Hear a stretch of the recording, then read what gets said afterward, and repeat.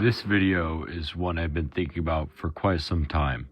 Unlike my usual villain deep dives, I decided to make a character deep dive into one of my favorite characters from comics, that being Thor. Now, if I showed you God of War Thor, or rather God of War Ragnarok Thor, comic book Thor, and MCU Thor, and asked you which ones you thought would be the most similar, you'd probably guess God of War Thor and comic book Thor because that was such an obviously leading gotcha type question. And you'd be right. And if you thought it was MCU Thor and God of War Thor, I don't know what to tell you. I'll be praying for you. The closest the MCU got to comic book Thor was Thor Ragnarok, and that is still one of my favorite MCU movies. I loved it. A large part of why I loved it is that it had Thor without his hammer. I'm going to break this into two parts, talking about Thor and his relationship with Mjolnir, and then talking about his talk with Captain America and Donny Cates' run of Thor. I know. Not writing a 131 style script is so difficult because it's literally just a part of my blood. It's been beaten into me through one too many English essays. First, I'd like to talk about Thor and Mjolnir. For those of you who don't know what Mjolnir is Thor's hammer. In Marvel Comics, it is an inscription stating that only those who are worthy can wield it, and they will be given the power of Thor. Okay, cool. He has a hammer that doubles as a karma meter. So what? Well, I want you to imagine the problems that could come from something like this, because they're not readily apparent at first. After all, isn't being a good person, good? Well, yes.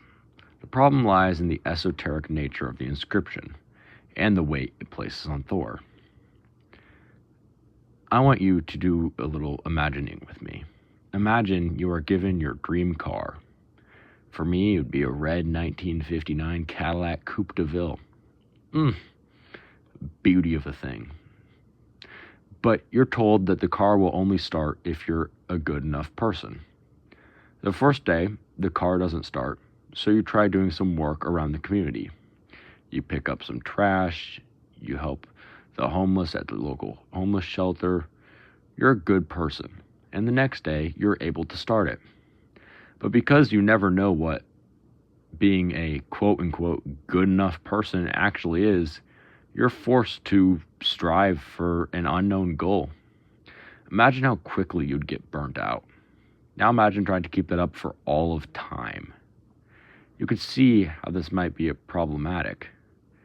You're continuously chasing something that you don't know. So you're eternally striving, and yet you never know if you're going to be enough. But the larger problem is what happens when others can lift Mjolnir when he can't.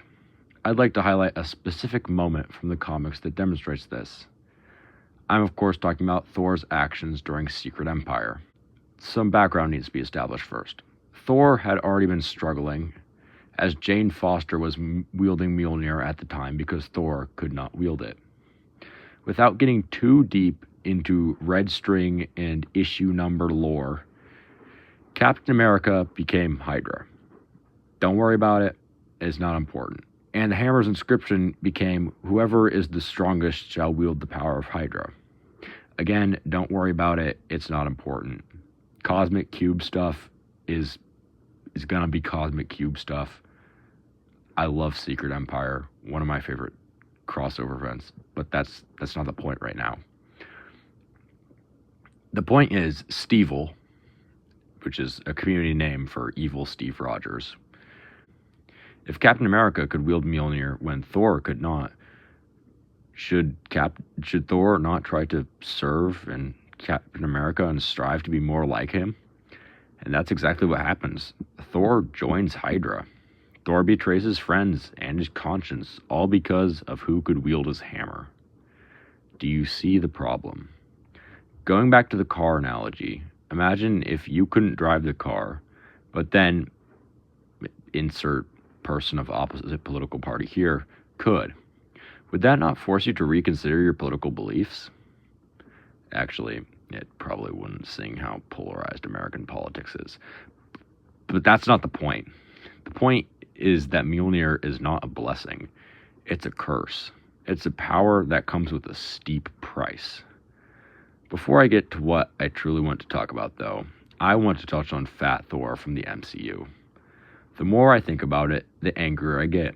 So you know what time it is. It's rant time. That's right. We get rant part 2, Electric Boogaloo, for all of you internet rant enjoyers who feed off the negativity that I will bring to you. Fat Thor is frankly a betrayal of Thor's character in the comics, and I guess the movies, but who cares? First, I'm going to pose a quandary. Actually, it's just a statement. We see Fat Thor once in the comics, and it isn't even Thor. The War Thor, as he's called in the comics, which is the closest thing to Fat Thor, is Volstagg wielding a superpowered Mjolnir from a dead universe after the children he is trying to protect burn to death in his arms. He then goes on to take on an entire realm and is only really stopped by Jane Foster's Mighty Thor, and then again gets thrashed by Mangog. God, I love War of the Realms. But that's not the point. The real point is that we never see this Fat Thor as he's seen in the movies and the comics. Sure, we get moments where Thor drinks and indulges in food and revelry after a loss. I'm thinking particularly of after fighting Donald Blake, where he claims he's drunk too much. And another great scene from Donny Cates' run. But Thor will indulge in stuff if he feels like that. But it's really a betrayal of his character, because Thor has lost pretty much everybody at a certain point in the comics in one way or another. Most recently, of course, was his father Odin at the hands of Mjolnir. Don't ask. That's a whole can of worms. But before that was the death of all the Valkyries and Brunhild at the hands of Malekith. And they, unlike many characters in Marvel, have never come back. They're dead for good. And by the way, Malekith is one of my favorite design villains. Let's get a picture of him up. Ugh. Not that one. Not that one. Ugh. Ah, there we go. That's the one. How did you bungle this so hard in the movie? Jesus. Anyway, from the fall of Asgard to the deaths of countless loved ones, Thor doesn't fall. He keeps going. Sure, he will overindulge or even have a crisis of faith, but he'd never give up. Okay, rant over.